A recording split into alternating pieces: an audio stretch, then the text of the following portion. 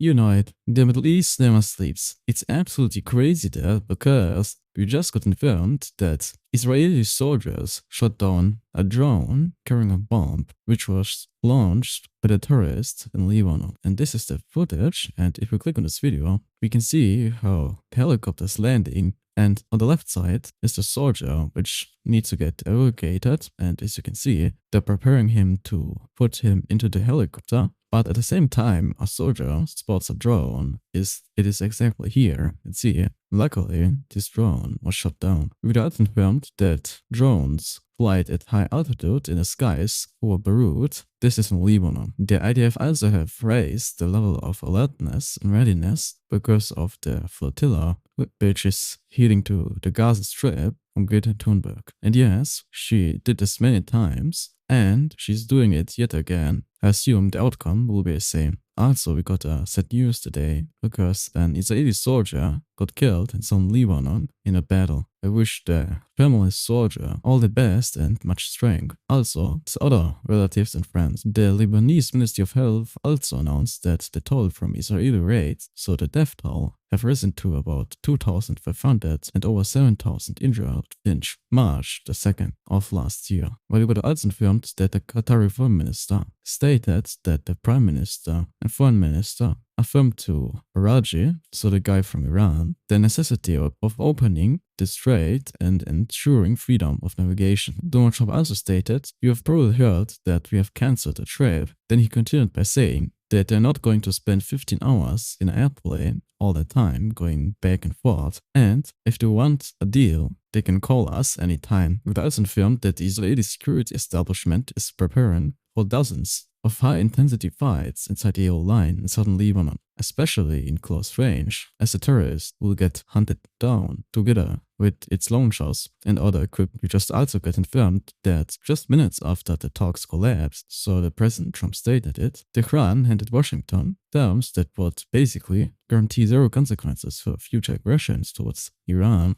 hand over effective control of the strait, legitimize uranium enrichment while promising not to weaponize it. They also want to get lifted all sanctions immediately, grab the United Nations and the IAEA oversight, force our United States military withdrawal from the region, and protect proxy network, including the terrorists in Lebanon. And on top of all of that, these are the demands of Iran. They're asking for compensation of the war. As you can imagine, it couldn't be more delusional. However, as we all may know, it doesn't make sense to make such statements, basically saying that the United States would give up all might to the Middle East by letting them support further terrorist organizations, for the United States stop supporting their allies. But, of course, they're giving the pinky promise that arrangement will be only for good reasons. However, please note that this statement is more psychological nature. You can imagine you just throw everything you have on a paper, and when the moment comes to make an actual deal, you lower the things you're asking for,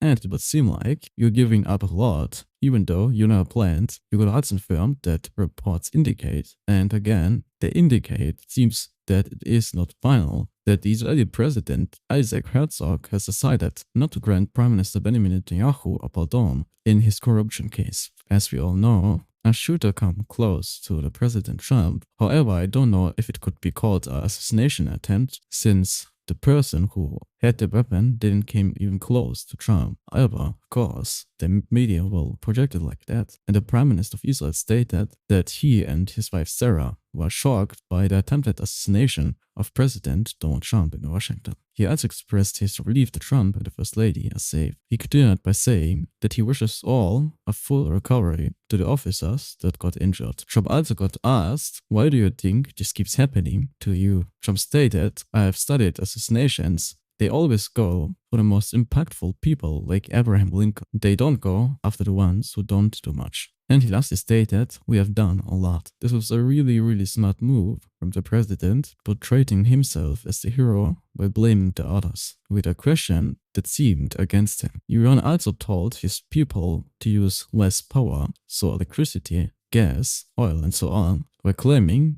they are winning. It also confirmed that Iran holds about 11 tons of uranium, enough for up to 100 nuclear weapons. So basically, the real question isn't the cost of action, it's the cost of waiting. until it's too late. The Israeli Air Force also struck multiple terrorist targets across southern Lebanon overnight. These targets were used by the terrorists to advance attacks against the IDF. While all of this is happening, the Israeli military have issued evacuation warning for 7 towns in southern Lebanon. It was also confirmed that 3 United States aircraft carriers deployed together and are operating together in the Middle East for the first time in decades. They have altogether in total 200 aircraft and around 15,000 sailors and marines, making it one of the largest United States naval deployments in recent years. I believe these deployments aren't with a reason. As you already know, my opinion is that the war will continue, even though the president extended the ceasefire for many more days without a time frame. But we'll come to the news in just a second. And 1 second later, here's the news. Trump stated that Iran has just 3 more days before internal explosion, even though this statement is of course only psychological warfare. You can imagine when Trump says something like that, the intelligence agency in Iran will think about internal explosion about these 2 words all the time and try to evaluate the meaning. Where Trump stated that the ceasefire is extended because Iran is losing $500 million a day because the strait is closed by the United States. They only say they want it closed because I have it totally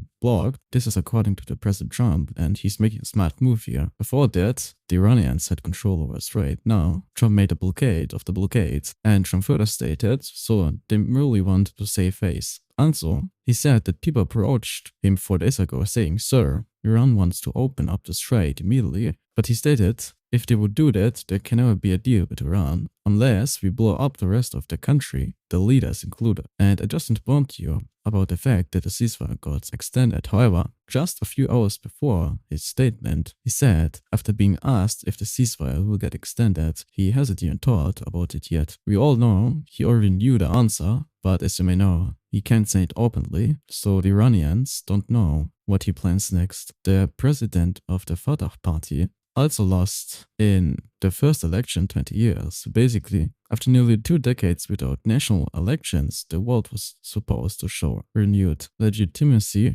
However, instead, it showcased that the Arabs declined the current leadership and wanted to get exchanged for more radical terrorist one. While all of this is happening, the Israeli army have destroyed the underground assault tunnel containing living quarters, military equipment, and combat means. Also, I mentioned many times that I can make mistakes when I showcase the news. As an example, this news was showcased saying that Israel is destroying a mosque. In reality, it was footage from Morocco. And such messages will get spread like wildfire. However, please remember that especially nowadays, everything could be fake. And of course, the Iranian regime plays a tough guy here again, because the state had war. Every one oil well the United States destroys in Iran, or will get targeted on the Iranian terrorist regime. And oh, what's that? A meme? I don't think I need to explain this meme, but it seems that it explains the current situation really well. Lastly, we got informed that the leader of the terrorist organization in Lebanon announced that they will not wait on failed diplomacy, and basically they will attack Israel even though the ceasefire isn't in effect. And if you look really closely to the picture, you'll see his face floating because of the black he's wearing. So pretty funny.